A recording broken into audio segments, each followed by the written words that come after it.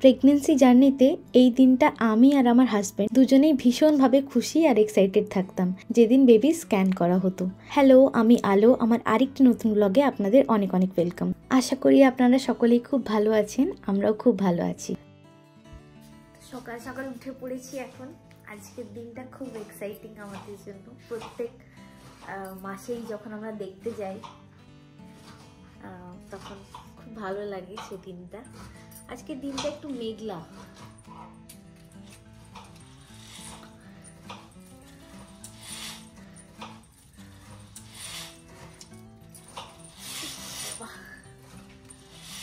ঠান্ডা আছে বাইরে মনে হচ্ছে। একটু আজকের দিনটা বৃষ্টিও হবে মনে হচ্ছে আজকে। তো ঘুম থেকে উঠেছি, এবার ব্রেকফাস্ট করব। ব্রেকফাস্ট বানাচ্ছে, তো এবার তাড়াতাড়ি খাবো, রেডি হব আর 10টা নাগাদ বেরোবো। তারপরে এই যে এখানে ব্রেকফাস্ট তৈরি হচ্ছে, ডিম ভুর্জি হবে আর কিছু নাটস ভেজানো আছে, এগুলো খেয়ে নেবো। ইমা জল পড়ে গেল, হাই হাই। আমাদের ব্রেকফাস্ট রেডি হচ্ছে এখানে। আজকে আমি বানাচ্ছি না, এই তো হচ্ছে ডিম ভুর্জি। এটাতে কালকে একটু খিচুড়ি আছে, খেতে পারিনি।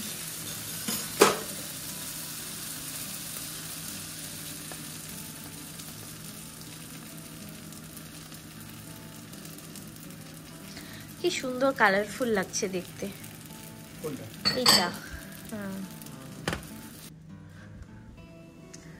তৈরি।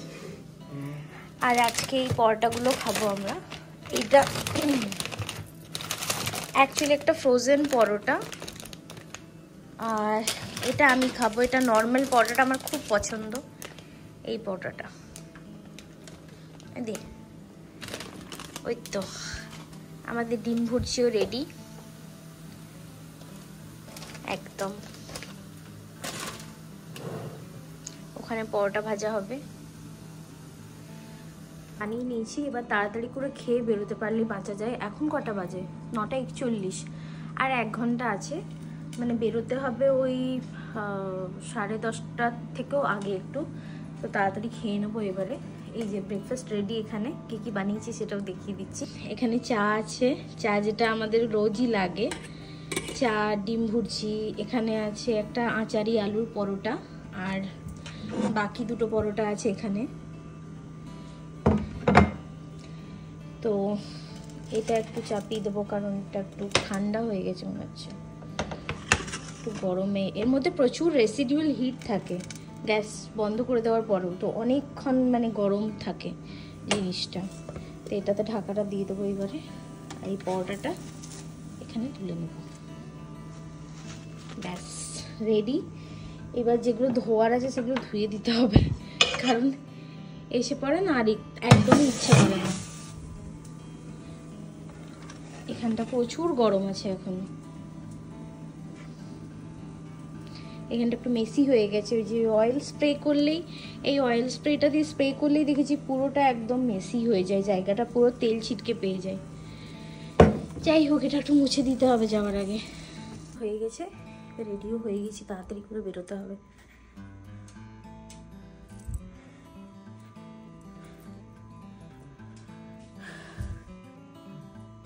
রেডি হয়ে গেছি, এবার বেরোবো। খুব এক্সাইটেড। তো খাওয়া দাওয়া করে রেডি হয়ে গিয়েছিলাম আমি। তো আমি একটা ভিডিও করছিলাম আমি ইদানিং আমার খুব একটা ভিডিও করি না, কিন্তু যখনই করি ডিফারেন্সটা বেশ ভালোই বুঝতে পারি। আয়নায় দাঁড়িয়েও বুঝতে পারি, কিন্তু ভিডিওতে যেন আরো বেশি ভালো করে বোঝা যায়। কনসিভ করার আগে অবধি এবং কনসিভ করার পরও 3 মাস আমি বেশ রোগাই ছিলাম। আস্তে আস্তে বেশ অনেকটাই আমি ওয়েট গেইন করেছি। তো এই ব্যাপারে কনসার্ন অনেকেই থাকেন, আমিও কিন্তু তার ব্যতিক্রম নয়। কিন্তু আমি যখন এই ব্যাপারে আমার মিডওয়াইফকে বলেছিলাম, উনি বলেছিলেন যে আমরা খুব হ্যাপি যে তুমি গেইন করেছো, বেবির জন্য এটা খুবই প্রয়োজনীয়। আর তুমি মনে রাখবে, তুমি এখন কিন্তু আর আগের মতো নেই, তুমি মা হতে চলেছো, একটা প্রাণ তোমার মধ্যে প্রতিনিয়ত বেড়ে চলেছে। তো তখন আমার মনে হয়েছিল যে সত্যি এটা তো একদমই স্বাভাবিক ব্যাপার। তো বেরিয়ে পড়েছি এবার আমরা। আজকে না বেশ ঠান্ডাই আছে, এখানে কোনো দিন হঠাৎ করে গরম পড়ে যাচ্ছে, আবার কোনো দিন হঠাৎ করে ঠান্ডা পড়ে যাচ্ছে, কখন যে কি হয় কিছুই বোঝা যায় না।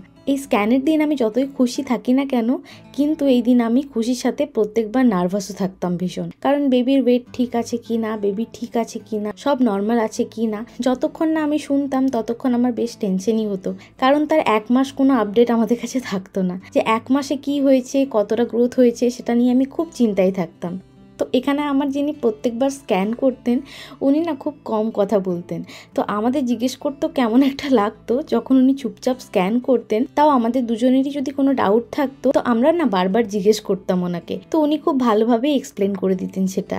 এই যে দেখুন আকাশটার অবস্থা খুব একটা কিন্তু ভালো না, যে কোনো সময়ই মনে হচ্ছে বৃষ্টি হতে পারে। আর এই দেখুন এই সময়টা প্রত্যেকদিন মোটামুটি ভিড় থাকে অফিস টাইম বলে।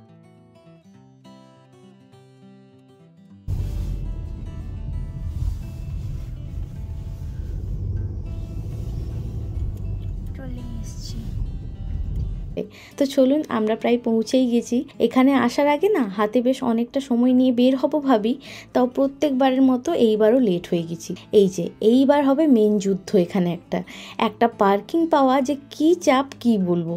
ঠিক ভেবেছিলাম আজকে এখানে একটাও পার্কিং নেই, পার্কিং তো এখানে পেলামই না, একদম বিল্ডিংয়ের উল্টো দিকে পেলাম অনেক দূরে একটা পার্কিং।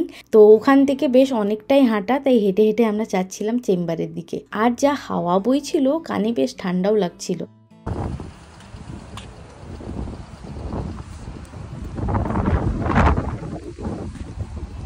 এই তো চলেই এসেছি। প্রথমে অনলাইন এখানে আমার কিছু ডিটেলস ফিল করতে হয় প্রত্যেকবারের মতো, তো তারপর সময় হলে ওনারা আমাকে ডেকে নেন। তো আমরা এখানে অপেক্ষা করছিলাম, 30 মিনিট পরই ডেকে নেওয়া হয়েছিল আমাদের। তো তারপর আমার স্ক্যানটা হয়েছিল, তো সেখানে ভিডিও করার ইচ্ছা থাকলেও করা যায় না, কারণ নিষিদ্ধ থাকে ওখানে ভিডিও করা। তো আমার স্ক্যান হয়ে যাওয়ার পর আমি এই চেম্বারটিতে আমার মিডওয়াইফের জন্য অপেক্ষা করছিলাম। স্ক্যান করার পর স্ক্যান রিপোর্টটা আবার মিডওয়াইফের কাছে পাঠানো হয়, তো উনি চেক করেন যে সবকিছু ঠিকঠাক আছে কি না, তারপর আমাদের সবটা ক্লিয়ারলি এক্সপ্লেন করেন এবং আমার কোনো কিছু অসুবিধা হচ্ছে কি না সেটাও জিজ্ঞেস করেন। তো সেই অনুসারে আমাকে উনি মেডিসিন সাজেস্ট করে থাকেন।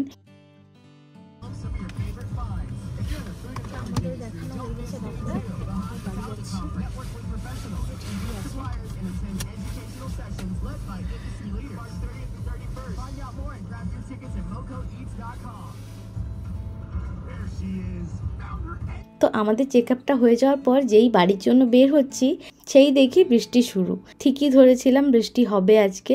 ভেবেছিলাম এখান থেকে একটু কেনাকাটা করতে যাব, সেটা মনে হচ্ছে আজকে আর হবে না। তো চলুন আজকে এবার টুকটুক করে বাড়ি ফিরি। তো আজকের ব্লগটা এখানেই শেষ করছি। যদি ভিডিওটা ভালো লেগে থাকে একটা লাইক করে দেবেন, আর আমার ভিডিও যদি মিস না করতে চান তাহলে সাবস্ক্রাইবও করে দেবেন।